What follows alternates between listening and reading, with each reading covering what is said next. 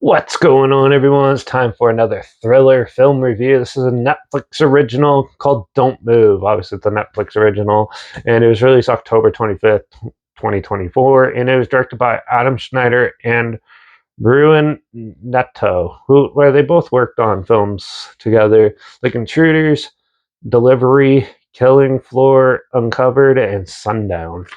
So, this is a thriller about a girl who goes on a jog and she in the forest and encounters a young man where they hit it off, but lo and behold he starts becoming really creepy and weird and turns out to be a serial killer where he injects an enzyme into his victims to slowly decay so their body makes them not move.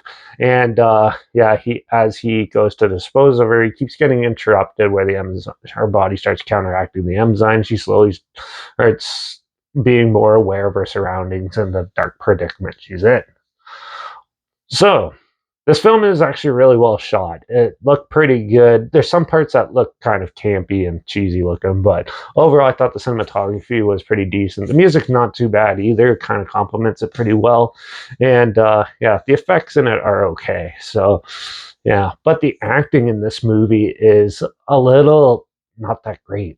It's kind of unbelievable in certain scenes and kind of forced, and it just doesn't pull the story along. It kind of makes it drag and stuff. The characters are very dull in this too. There's not much really to them or anything like that. And overall, I thought this was just the story itself was just your typical thriller. It's nothing new, nothing normal. It's one of those films where you get dime a dozen, and it's just dull.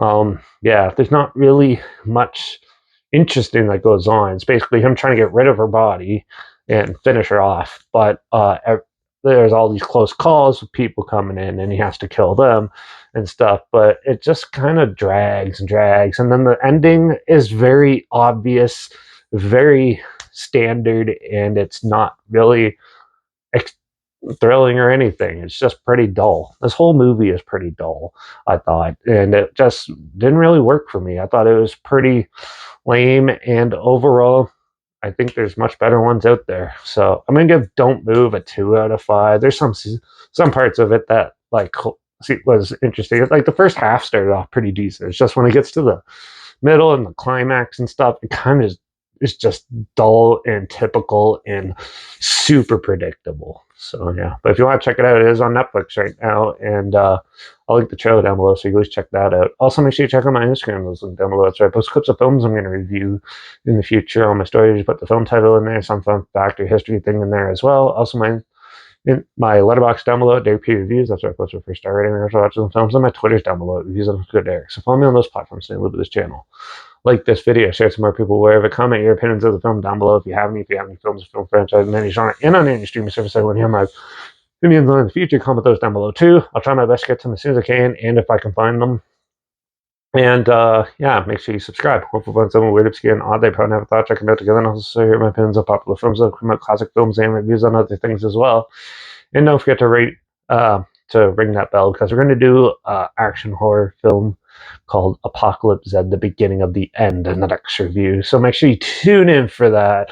Watch out for all those killers injecting us with all the killer enzymes they can get their hands on. I guess I'll see you all in the next review. So until then, cheers.